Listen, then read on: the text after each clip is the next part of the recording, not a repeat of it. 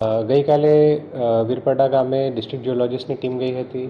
એમના દ્વારા પ્રાથમિક જે ઇન્વેસ્ટિગેશન કરવામાં આવ્યું એ પ્રમાણે લોકલ એર ટ્રેપ એ પ્રકારનું એમના ધ્યાને આવ્યું હતું. છતાં વધુ ઇન્વેસ્ટિગેશન માટે આજે ગાંધીનગરથી ટીમ બોલાવવામાં આવી હતી. એ ટીમ દ્વારા આજે સેમ્પલ્સ લેવામાં આવ્યા છે, પાણીના સેમ્પલ પણ લેવામાં આવ્યા છે. તો એમાં કયા પ્રકારના પદાર્થો છે, કયા પ્રકારના મટીરિયલ છે એ પણ આપણને સેમ્પલના આધારે મળી શકે છે.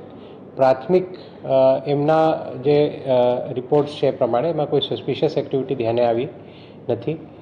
અગેન ફરીથી હું એ જ દોરાવીશ જે ગઈકાલે પણ અમે કહ્યું હતું કે કોઈ પણ સિઝમિક એક્ટિવિટી સાથેનું સંબંધ હાલ જોતા જણાતું નથી. કોઈ પણ ભૂકંપ કે એનાથી રિલેટેડ આ પ્રશ્ન નથી. અને છેલ્લા 10 દિવસનું જે ડેટા અમે ગાંધીનગરથી જાણ્યું હતું એમાં કોઈ પણ એ પ્રકારની એક્ટિવિટી ધ્યાને આવી નથી. લોકોને ફરીથી અફવાથી દૂર રહેવા માટે અમે કહીએ છીએ. આજની જે ટીમ આવી છે એ સ્પેશલાઇઝ્ડ એક્સપર્ટ્સની ટીમ છે. એ લોકોએ પાણીના સેમ્પલ પણ આજે કલેક્ટ કર્યા છે.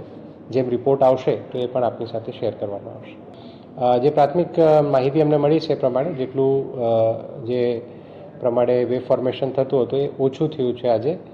આગળ જતાં કદાચ એમાં વધુ સ્પષ્ટતા થશે. બિલકુલ, ઘણીવાર જે ગેસીસ છે એ ટ્રેપ હોય છે જે ધરતીની સતહ છે એના ઉપર, પરંતુ કોઈપણ વસ્તુ બાબતે અભિપ્રાય કે મંતવ્ય આપતા પહેલાં એના સેમ્પલ્સ લેવા આવશ્યક છે. જેના માટે જ આજે જે ટીમ ગાંધીનગરથી આવી છે એ તેમના દ્વારા સેમ્પલ્સ પણ લેવામાં આવ્યા છે.